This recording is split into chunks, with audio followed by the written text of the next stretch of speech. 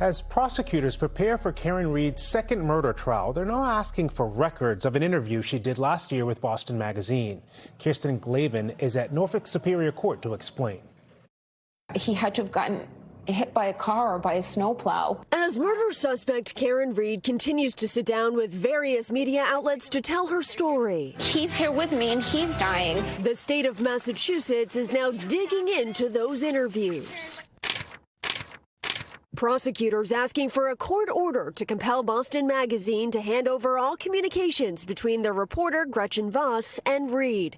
Voss publishing this lengthy article last September. The more information they gather, the more likely they're going to start to uncover inconsistencies in the story and the like, and that's all going to help them ultimately prove their case at trial. The Norfolk District Attorney's Office asking for all audio recordings, interview notes, emails, text messages, and voicemails that Voss or the company still have on file, stating, quote, "The defendant made a tactical decision to be interviewed.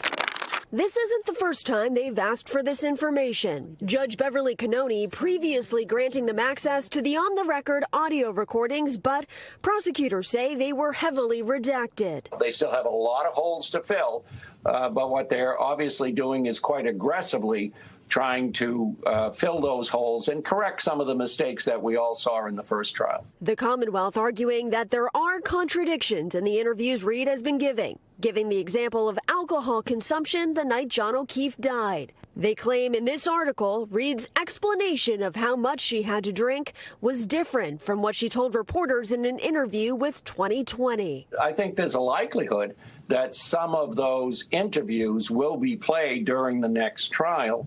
At least portions of them, because you're always trying to convey to the jury what took place. Now, Boston Magazine says they are not commenting on this issue this evening. We also reached out to Read's attorneys. We're still waiting to hear back. Reporting here in Dedham, I'm Kirsten Glavin, NBC 10 Boston.